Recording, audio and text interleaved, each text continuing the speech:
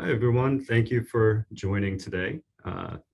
We here at the New York Stem Cell Foundation are very excited to present to you the nuts and bolts of applying to our annual summer internship program.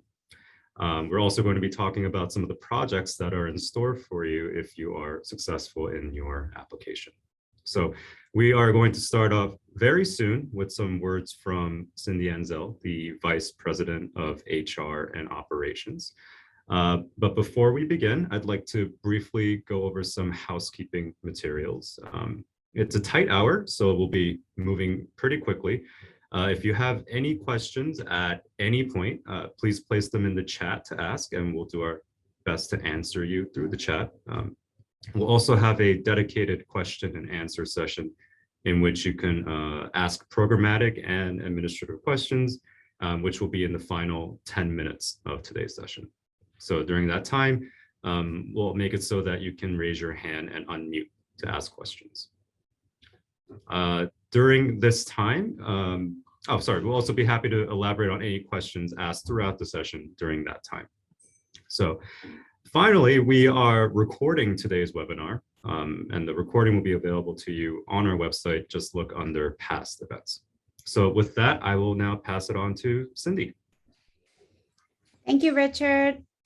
Hi, everyone. My name is Cindyzell, and I'm the Vice President of HR and Operations at the New York Stem Cell Foundation, or as we like to call it, NYSCF. We welcome you to our internships information session today. This is the first session of its kind, and we are in for a treat with all of our presenters who've all been previous mentors. The only request I have from you all is to ask questions. We would love to make your application the best it can be. And if you have a question, chances are other people on the webinar also do. So please ask away.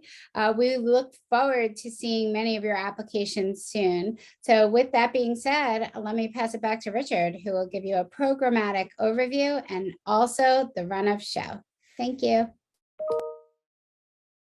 All right, thank you, Cindy. I'm excited to go over a run of show and speak a little bit on the administrative components, the nuts and bolts, so to speak, of applying to our program. Let me just quickly share my screen.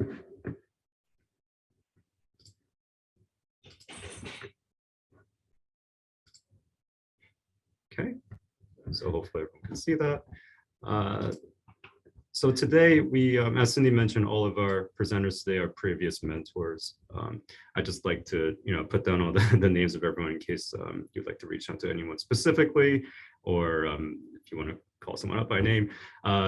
We will, for the next 15 minutes, go over some of the administrative components and program details of the summer program. And then first, Dr. Daniel Paull will be speaking on our engineering and also our data science and bioinformatics tracks. Next, we'll have Dr. Laura Andre Martin speaking on the laboratory research track. And then lastly, we will have Christine Lin Egli, who is our Chief Advancement Officer, speaking on the programs administration track. And as I mentioned, the last 10 minutes will be a Q&A for any programmatic questions, administrative questions, or track-based questions. So again, please ask any questions through the chat if you have so, and let's start. Okay, so I'd like to start with a little bit of a history behind the New York Stem Cell Foundation, or NYSCF. In my opinion, it's always helpful to have background knowledge on an organization when applying, and this way you don't have to start from scratch, although you can look on our website for all those components. Our mission is to accelerate cures for the major diseases of our time through stem cell research. And we achieve this mission in three main ways, first of which is our innovator community. NYSCF externally supports early career scientists in both stem cell and neuroscience research. So we do this through a number of programs, through our postdoctoral fellowship program and our early career investigator programs. We fundamentally believe in supporting the best science in the hopes to achieve our mission. So we've built this community of researchers that are constantly in communication with one another. The next way is the NYSCF Research Institute. So in addition to funding research externally, we also have our own laboratories with, I believe, over 100 or so scientists and engineers now. This is a state-of-the-art facilities, which houses something called the NYSCF Global Stem Cell Array, which is an automated robotic platform that creates stem cells from a skin or blood cell of a patient. We also have a number of PIs in the lab, so they're leading efforts in many areas of disease research, utilizing these stem cells like Parkinson's, multiple sclerosis, macular degeneration, and more. Lastly, is our education and outreach program. So that's very near and true to my own personal beliefs. We believe in educating all audiences, so the public, scientists, students. So we believe that's an absolute necessity when furthering our mission. So with that thought, we have an annual conference. Ours just passed last month, which is the leading scientific meeting on translational stem cell research. And we also host a number of panels a year on different topics, which you can check out all online on our website. And for. So from my presentation, if there's nothing else that you take away, it's this website link, the short link, which is nyscf.org/summer-internship, and this email address, which is internship@nyscf.org. So for all information on the programmatic tracks, on how to apply, the actual link to apply to our portal, you can check out our website. And if you have any questions at all, I myself will be at the opposite end of internship@nyscf.org. So a little bit about the program. It's a 10-week summer internship program that provides students a glimpse into the world of stem cell research, insight into life at a nonprofit research institute. There's a lot of exposure to different career opportunities in science and STEM. And also we like to think that we connect everyone to professional and peer networks. So this is just a picture of all the interns that we've had in the previous 3 or 4 years. I would like to point out that for the 2022 summer program, we are planning to offer primarily on-site internships. Of course, we're monitoring the pandemic closely and we'll update selected interns accordingly. But I also want to point out that opportunities for off-site remote internships are also possible dependent on the track and your mentor. It is also a paid internship. I'd like to just point that out because that's a cool thing. At NYSCF, we also offer 4 distinct tracks of research. So I mentioned these a little before when introducing our presenters, and you can choose to pursue any one of these 4 at our foundation. The first of which is the laboratory research track, who again, Dr. Andre Martin will be presenting on. The laboratory research track, we have these interns who are engaged in a research product that align with the disease area of their choice. So when you are applying to this track, you can make a mention in the cover letter or any of our essay questions if you're interested in things like multiple sclerosis, Parkinson's disease, women's reproductive cancers, functional genomics, anything like that. Again, if you look on our website, you'll have sort of a broad sense of what kind of research we are conducting. The main qualification here is that you are either pursuing a life science major, so for example, any of these, or have demonstrated completion of general biology courses. So if you are pre-med and you have completed biology courses but are not a life science major, that's okay. You're eligible to apply. Preferred qualifications, we would really like candidates who have laboratory experience that are outside of coursework experience. So getting that fundamental basic training from labs maybe at your school, that would give you a leg up on your application. Having experience with mammalian cell culture and also molecular biology techniques like PCR and electrophoresis would help your application as well. Next, we're just going over all the tracks. Second is the automation and software engineering, which Dr. Paull will be speaking on.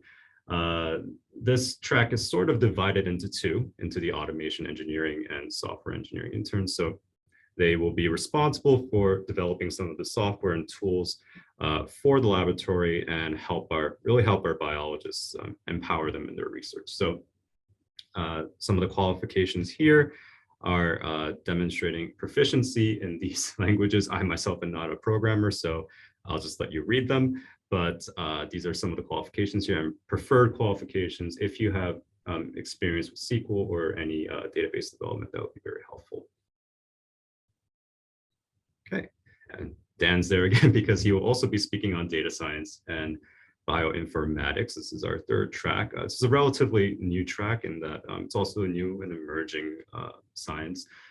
So you'll be engaged working with biologists, the automation specialists, and engineers in managing image acquisition, data handling, large data sets. So this also requires a certain level of programming in languages like Python and R.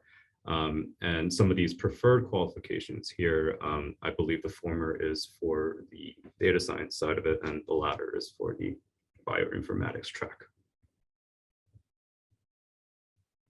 Okay, and last but not least, Christine will be speaking on our programs administration track. This is what we like to call interns in our headquarters. So you'll be working under the guidance of one of our administrative staff. You will be working really on and learning about how a nonprofit research institute functions, how philanthropy can power research, and just all the non-science activities that go into making the research possible. So a main qualification here is having an interest in stem cell research, of course, and sort of the ability to work with teams collaboratively and just communicating effectively on a multidisciplinary team. So there are a number of departments at NYSCF that you might find yourself in. So if you're interested in any of these, please make sure to label them on your application. So we have had interns in the scientific communications team, government relations, so that's sort of the office of the CEO, legal, if you're pre-law, this is a great track for you, business development, finance, operations, development, advancement, fundraising, and also human resources. So that's all the tracks, but I'd also like to take a moment to speak about the program outside of your project that you might be working on for 10 weeks. You'll be working one-on-one with a mentor, and you'll be working every day with them, but also with other members of the organization. Outside of that, though, we also have an intensive curriculum in which we have lectures on where the field is going. We also have diversity, equity, inclusion, and belonging conversations. Sorry about that. And we also have a conversation series in which we have many members of NYSCF in their different departments come and sort of present on what they do every day, what they do in the life of their role at NYSCF. So you might have a bone and tissue engineering PI come in and speak with you on how he became to be at NYSCF and work on biomedical engineering. We also have a number of career development resources. So Cindy, who spoke briefly before, she really leads the initiative on this. So we have a LinkedIn and resume review 101. We also have crash courses on how to present because I'll get to this later, but you will be presenting at the end of the program. We also have mock interview practices throughout the session, and also mandatory sort of informational interviews with all members of NYSCF staff. And then lastly, presentation day. As you can see in the pictures here, we have a number of interns participating in a poster session, which is always a really fun day. Great. And then for the application itself, if you look on our website, you can actually preview this if you're interested. There are a number of components that you will have to fill out by January 14th, 2022. There are essay questions that are specific to each track, so please do not apply to one track but answer all questions. We have had applicants like that, so please just look through and see what you're interested in. We also require a cover letter, resume. Transcripts can be official or unofficial, but we just would like to know, the classes that you're taking and the grades that you receive, and also at least one letter of reference. We accept up to 2, but we would like at least 1. So all applications must be submitted through our portal. If you found their opportunity through Handshake, please do not apply through Handshake. It should take you to an external link that will go through our portal directly. And the deadline for this opportunity is January 14th, 2022. And that also includes the letter of reference. And this is just what you'll see if you do preview our application. But just wanted to make sure that you know what it looks like in case you feel like you're in the wrong spot. And this is just sort of the timeline. We opened the applications last month during our conference. Information session there is today. So you're quite ahead of the curve if you're attending today. The applications close on January 14th, as I mentioned. We are going to be trying very hard to try to notify all candidates of decisions by March 25th so that you have ample time to make a decision. And then the internship itself will start June 6th, and 10 weeks later, we will end on August 12th, 2022. Okay, and just lastly, again, please remember the website, and we'll put it in the chat later on, but also our email address for questions. Okay, that's it for that portion. So thank you for listening. Let me pass it over to our first mentor and presenter, Dr.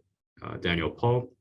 Dan is Senior Vice President of Discovery and Platform Development. He's an instrumental piece in the array that I've mentioned earlier, and he will be speaking on both the automation and software engineering and data science and bioinformatics tracks. Thank you, Richard. Good afternoon, everyone. I am Dan. Let me just start sharing my screen. There we go. Okay. So yeah, I'm Dan. I've been here at NYSCF for a little while. Been here 10.5 years, a little bit over that now. I have seen many interns come through, and hope to tell you a little bit about how the kinds of impacts they have on our team. So just a tiny little bit of background information before I begin into that. So if you're not familiar, we have this view that we think discovering new treatments is going to require scientific convergence in a number of different ways. And so some of that will require us to have things like advanced robotic infrastructure. So this is a snapshot of what we have here. It requires us to have assays such as high content imaging, and I'll come back to that later. And then of course, the ability to model that data and combine what can be seemingly disparate data sets into a development of models and algorithms and things like that. So the team that I lead here operate under on this platform called the NYSCF Global Stem Cell Array. It's quite a mouthful. We refer to this as sometimes as TGSCA, and we think of it in particular in the biological context of where science meets scale. And our scale is a little bit different than how some folks sometimes think about scale. Scale can sometimes mean a lot of one thing. For us, it's not necessarily always a lot, but it's many samples. And so we tend to work in the tens to hundreds of samples in parallel, as opposed to more conventional sort of 3 to 5 that you might do by hand. And so the team combines 3 really distinct disciplines. It brings together hardware engineering, so robotics and fabrication of different things, and obviously programming. We have a pretty big computer science team spanning either software development and web development in there, but also analyses of that data as I described before. And then we have several teams of biologists working in different spaces, from just basic stem cell research to disease modeling, genome editing, and drug screening. And so at the intersection of that is where the array sits. And what does that mean in practical terms? It means this. It's a set of 11, 12 13, 14, 15, I don't know, I've lost count, liquid handlers that perform different kinds of functions. But basically, if you've been in a lab and you've used a pipette, the robots can do everything that you can do. They can transfect cells, passage cells, feed cells. We take it runs 24 hours a day, 7 days a week, takes images when we're sleeping. So if we, routinely have a couple of hundred plates in culture, it will take images of all of them overnight. And then based on the data, we'll have functions to perform the next day.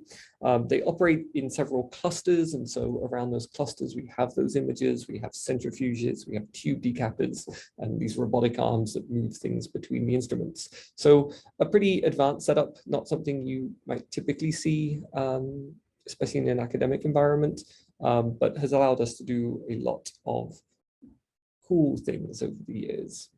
And so interns for us are extremely important. And from the outset, I cannot stress enough that from day one, you are a part of the team. The team is pretty big. It's 30 to 40 people. And it spans, like I said, all those different disciplines. And from day one, you meet everybody and you'll interact with everybody. And at some point over the summer, knowing that and knowing who everybody is will become important, because that interaction is key. And I can't stress enough either that what you do will have an impact. We don't give projects that are just for the summer. We give projects that are intended to have an impact, and what you will do will exist beyond the summer. Just because at the end of the summer, you will sadly leave, the work that you will do will either be directly contributing to what is happening here, or have been the prototype, or have been the stepping stone for us to continue and build it. We're not just going to give you a summer project for the sake of a summer project. So some examples of things that we have done before and that we will build projects around. So in the automation engineering space, primarily it could be programming robots. So many of our systems use proprietary languages and their own development environments. We don't expect you to come in and program our most complicated things, but some of them use languages as simple as Python. And so when that is the case, it'll be developing methods and custom packages and various utilities to support the needs of our biologists. We've had people come in and develop or enhance drivers that we have here. And this involves quite a lot of, deep understanding of not just the software side of it, but also the biology.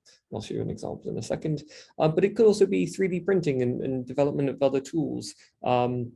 We've had interns in the past who have developed novel pieces of hardware, and that has helped solve problems that we have here and there.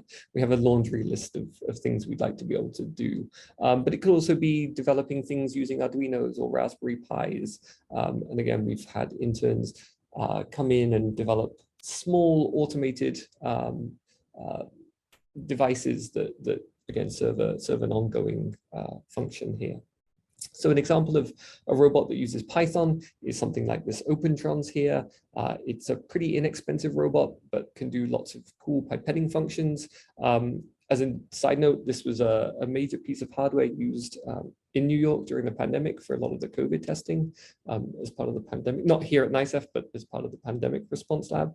And it's entirely open source, and everything on it is Python JSON based.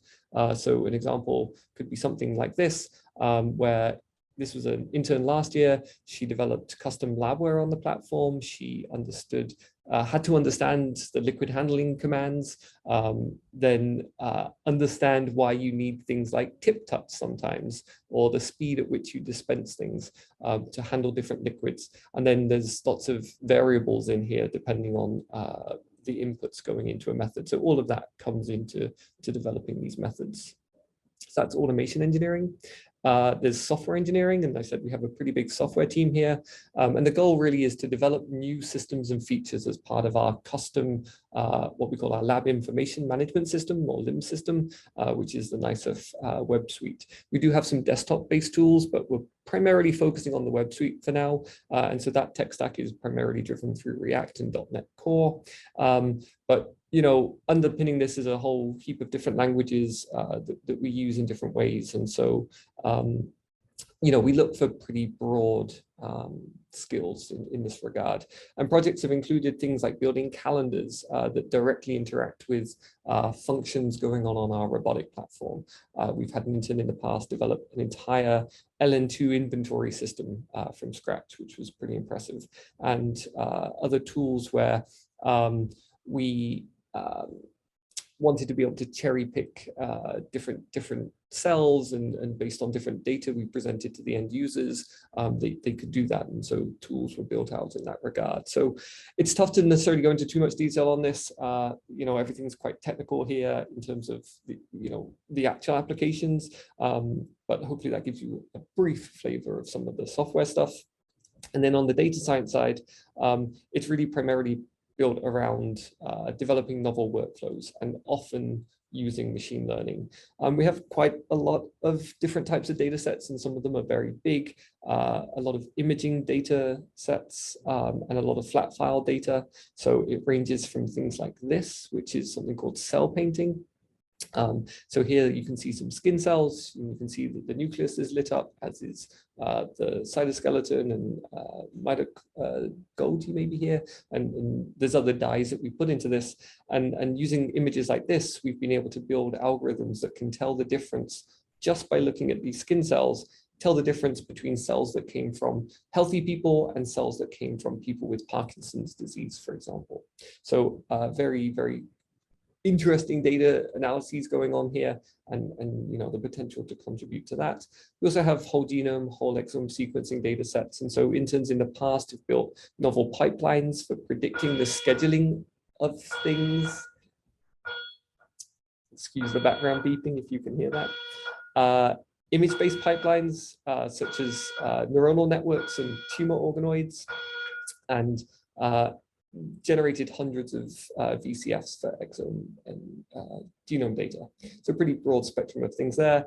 Our very first data science intern led to the development of a tool that we have here called Monoclonal, where the intern, again, worked with our biologists and engineers. It's actually spanned a couple of internships, you'll see in a second, to develop a tool that allows us to do single cell detection inside of some of our wells. And so we published this earlier this year in Nature Machine Intelligence, and I've highlighted three names here. Dongwei Jerry started this project a number of years ago. Sarita, another intern, then continued it, and Jake, who was an intern as a biologist, contributed in the end some of the biology to this as well. So 3 interns forming a core piece of this manuscript. And so just briefly, who do we look for? Skill relevancy matters, and we want to see ideally examples of things that you've done either in school or in your spare time. It doesn't need to be in great depth. We want you to learn here. We're not expecting you to walk in the door knowing everything. And we want you to learn as much as possible here. But it is great when there's examples of things that are just beyond school assignments and labs. We like it when you've kind of taken something and run with it, and there's a demonstration of that. And so what do we look for? Signs of tenacity. I think being tenacious is such a good skill. And so any examples of that? Communication. I think almost all problems in the lab go back at some point to communication, so good communication is key. And then things that make you stand out, and things that show that you have drive and really trying to interest in pushing things forward.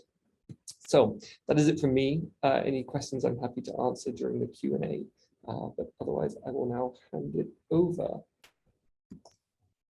Thank you, Dan. Please let me introduce the next mentor and presenter, Dr. Laura Andre Martin, who is a research investigator in oncology. She leads our research program in cancer, particularly women's reproductive cancers. So she'll be speaking to you on the laboratory research track. Thank you, Richard. It looks like we're making an entrance here with the alarm. Let me share my screen. All right, so hello, everyone. Laura here, and I'm going to try to, give you an example of how an internship in the laboratory research track looks like at NYSCF, although my focus is oncology, and I will be talking about that a little bit more. But overall, you could imagine kind of very similar thing, regardless of, the project that you will decide to join. So I've been here at NYSCF since 2018, although I was very familiar with the organization from before. So I have, know how things works for a while now. And in terms of interns, we have mentored in our team every year on many occasions, and I have seen them grow here, but also growth outside. And it's always been like a really rich experience to interact and mentor people that has so much drive and enthusiasm for learning. So this is an example of things that you could expect to get trained and to learn when you do an internship in here. So as Dan was mentioning, actually, you are really part of the team, and you become to be exposed to anything that a scientist in the lab, in the bench, actually get exposed and need to do. This is here an example of, much of the time is going to spend in this way. In here, we in the laboratory research track, in the disease-focused programs, for the most part, there is more manual work involved than the teams that work on the array. I don't want to say that you will be the robot in here, but pretty much things get hands-on in the hood by yourself. So there is a lot of tissue cultures and things like that that you will be spending the time on. But, like being, a scientist or the laboratory research track is not only about just performing the experiments and doing the hands-on experiments. It really implies like many of the different levels that are perhaps just as important or even more. So things like, maintaining good lab records, the data acquisition, analyzing the data and interpreting that, learning how to communicate what you learn and how to present that data is another very important skill that you will be learning as well. Very relevant to work as a team as well, even if the teams are smaller or small. It's very important to have that communication and to ask questions and everybody to discuss about the science and why to do the experiments. But mostly overall, designing the experiments, discussing about that. So all these are things that you should expect to be exposed to, and to, after the couple of months that you guys spend here, to get out with a very complete and comprehensive set of skills at all different levels that any scientist in a PhD or any other levels of working as a scientist can expect to learn and to excel.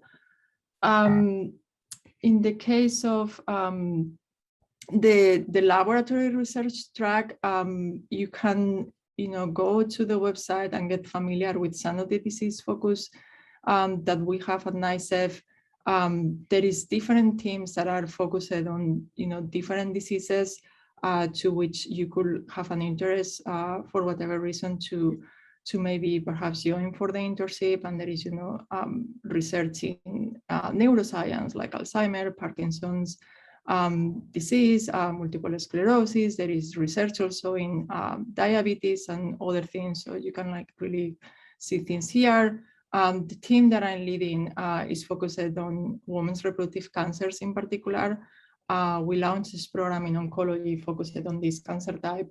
I'm going to give you a very short 2 seconds explanation of what's the drive for us to do this. So again, you apply for laboratory research, you could expect similar things across the different teams, but I'm going to explain what we do specifically in the team for working in women's reproductive cancers. Our current research is focusing on ovarian cancer. Major reason is this that you see here. which is related to how the survival rates for these patients are really low. So there is a huge need to find new treatments. And that's ultimately our goal. The work at NYSCF, the research, is very translational, and we really want to have a direct impact in patients, which is a little bit more on the scale of advancement or towards impact in patients. What we do here is a little bit more advanced than perhaps what you could be exposed to in an academic environment, where very often it has a basic focus, while here we really want to like do this change into treatments for patients. The way that we are approaching this, and we try to accelerate these new treatments for patients, is by taking an approach on personalized medicine, with the basis that even though you may have, the same cancer type, whether it's ovary or some other type, but ultimately each cancer is different, each patient is different, and what you are going to need, patient A may be very different to the treatment that patient B needs. So our approach is really to really work on personalized and precision medicine approaches for ovarian cancer in this case. So the way that we do this is that we use stem cells to model diseases. That's something that is overall the overarching or the general strategies that we use at NYSCF across the different things in different disease areas, including for cancer. We use these cells because they can like really expand almost unlimited, and they can create any tissue or any other cell type of the body. And that's what some of the other laboratory teams are doing. In our case, we use a technology that allow us to grow the tumor of the patient in the dish. These tumors can grow, and so that we can study them.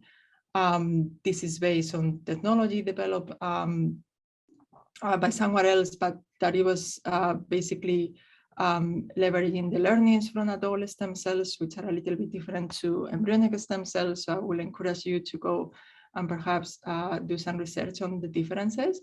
But one of the things that we are very, very focused here is in, again, this personalized approach where we want to model the specific cancer of each patient in the dish. And then one of the things that we are doing is to use them to test which drugs or which new treatments we can find for that specific patient. So this is a snapshot of how the processes or the things that we do throughout the program looks like.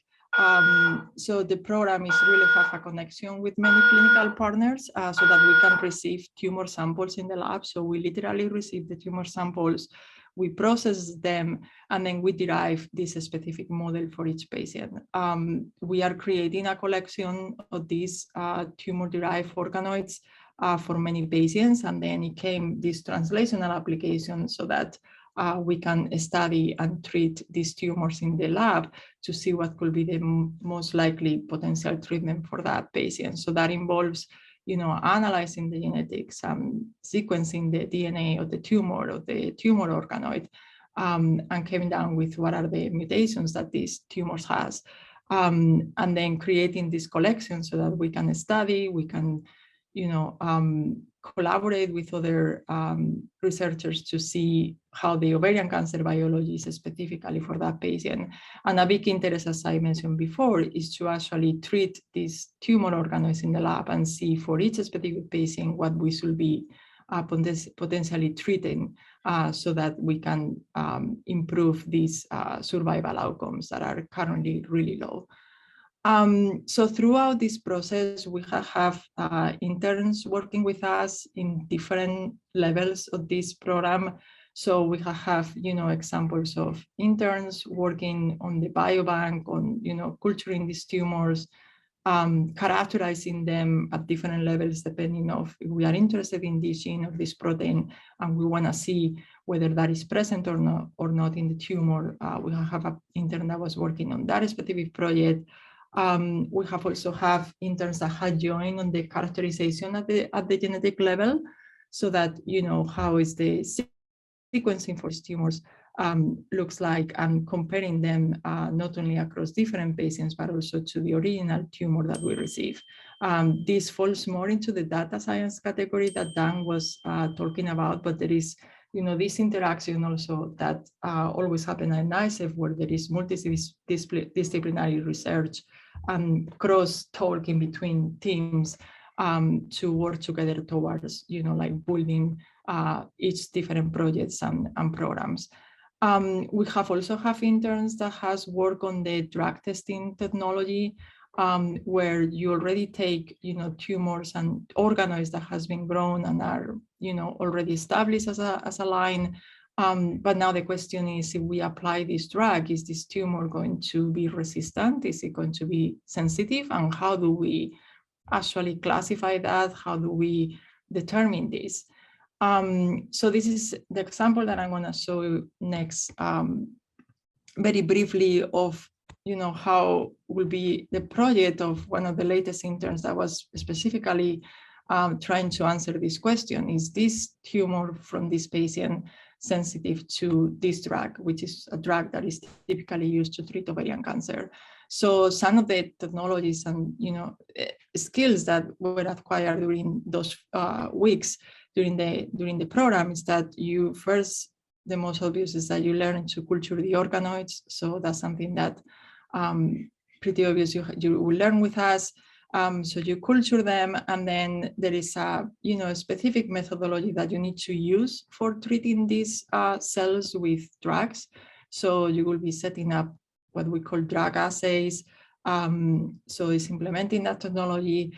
And then after you put the drug on the tumors, the question is, well, do the cells die or do they don't die? So this involves a lot of taking images, analyzing the images to see how the organoids looks like with and without drug, but at the same time also running some sort of readout or metabolic assay that is telling us whether the cells are alive or are not alive.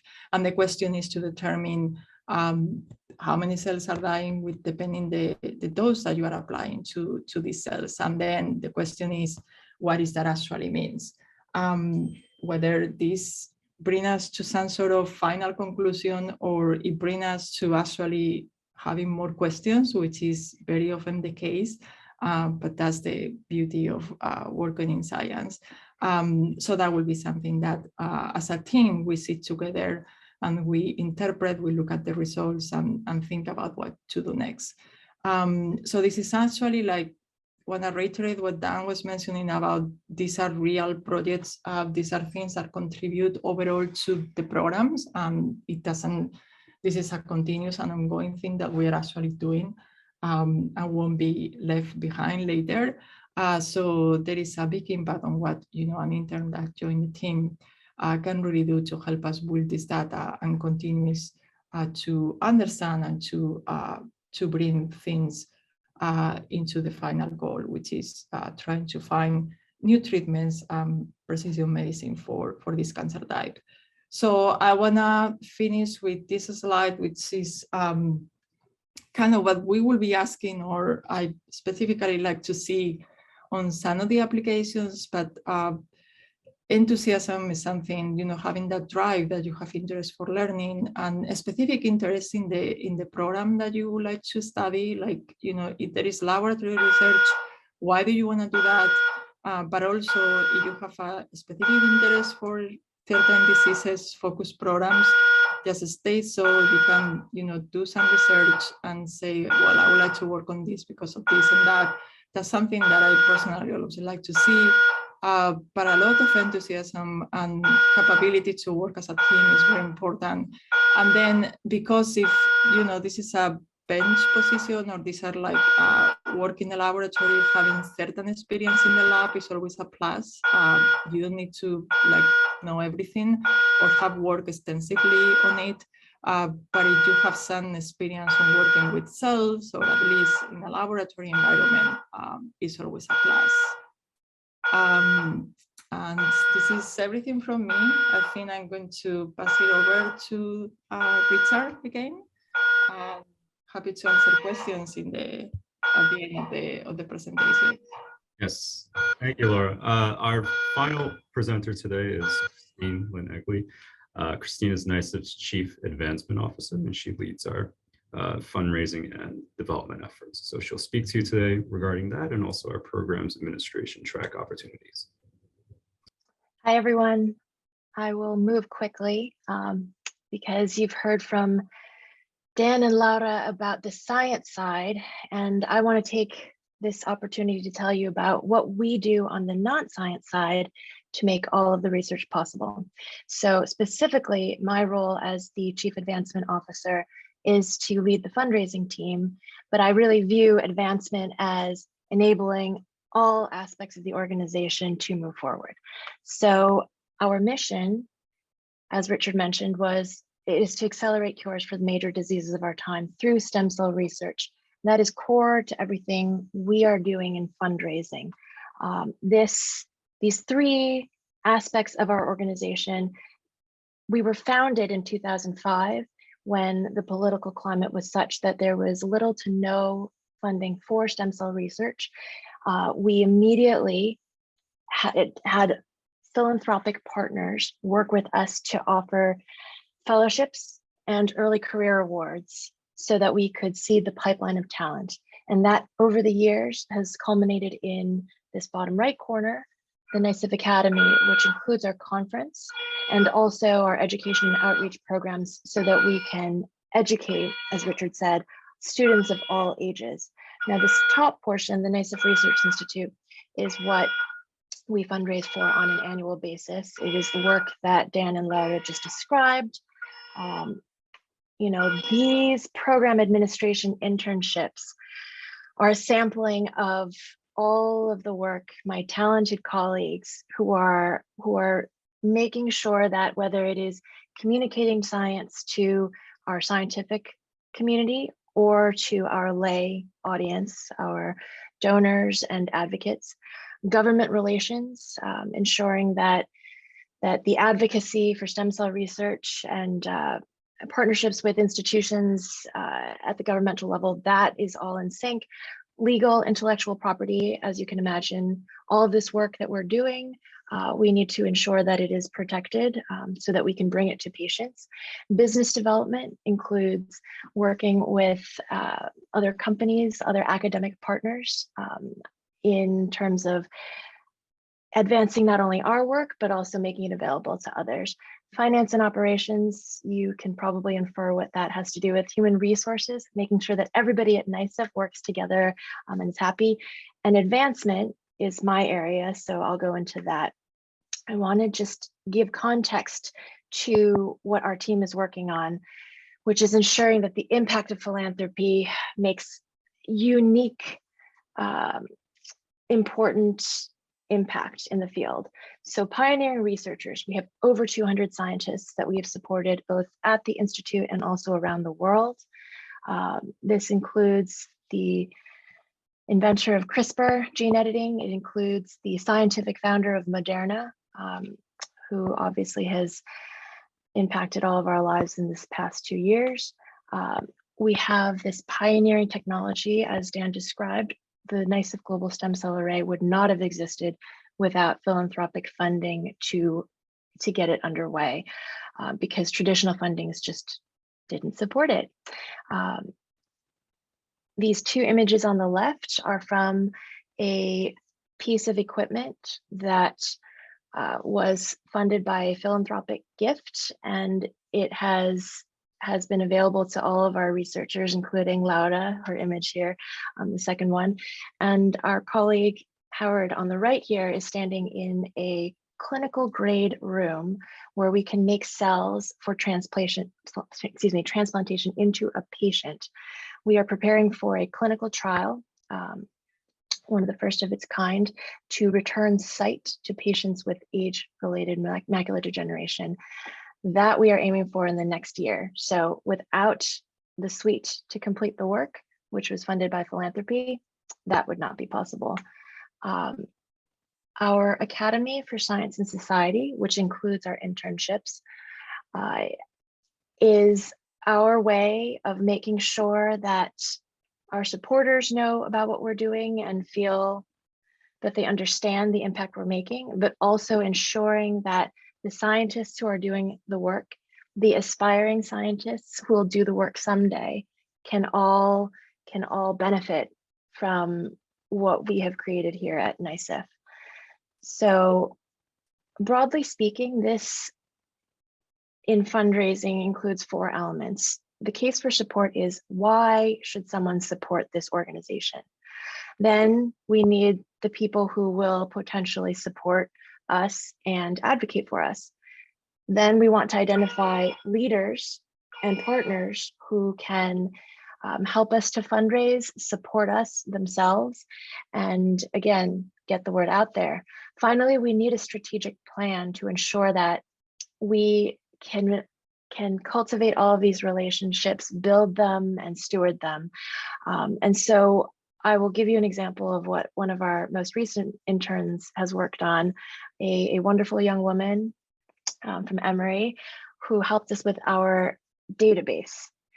So much in the same way that in science, you want to be able to keep track of all of the data that you collect, we too need a way to ensure that we know who is supporting us, that we are communicating with them on a regular basis, that we are approaching the right people with our story.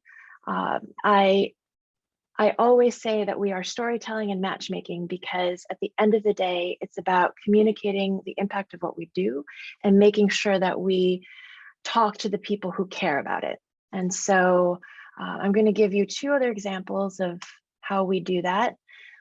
Our biggest fundraiser of the year is our NYSCF Gala and Science Fair. For the past 2 years, we have been virtual. You can see that Dr. Sanjay Gupta of CNN was our host. And we were able to tell the stories of our lab work in a way that we hoped was compelling to lay audiences, people who don't necessarily know about the technicalities of science, but are interested and passionate about supporting it, may have loved ones who are affected by disease. This is central to what we do. So in the same vein, we have a whole communications team that is focused on telling our story, whether it is through our newsletter, which you see on the left, or through our website, and to make sure that we highlight the ways that you can support NYSCF and make an impact. The work that we do specifically on the development team, I haven't included too many details because it's of a highly confidential nature, but everything on our team involves making sure that those 4 elements are cohesive and that we continuously improve how we are identifying donors, speaking to them, and ensuring that we find new people who can support us. So I would say that we look for people who are intellectually curious, exceptional communication skills, because no matter what the task is, I feel personally that it's very important that we can write and speak well. We also are looking for somebody who is passionate about taking stem cell research from bench to bedside, who can communicate about how this is meaningful to them. I will conclude by saying that because advancement is looking at all aspects of the organization, we're also looking for people who may not be looking for development as a career, but are interested in how a nonprofit works. So they can have a 30,000-foot view of what it takes to sustain a nonprofit and have impact. So I want to conclude by coming back to this first slide. Lily Barber, who was an intern in our 2017 class, graduated from college, came back as a full-time employee, and is now pursuing an MD PhD at WashU. But to Dan's point about how every intern truly makes a contribution that is lasting, she was first author on a neuron paper that the team published last summer, and this astrocyte image, that was from her. So, you know, you become part of an organization that's very collaborative, and we all care about each other. So I'm going to conclude with that, Richard. I believe that's all the time for us. Thank you again for joining. Thank you for bearing with our sound problems. Please feel free to reach out to us anytime if you have any additional questions at internship@nyscf.org. And I believe the link to apply for our program has just been placed in the chat. So thank you all so much and have a great night.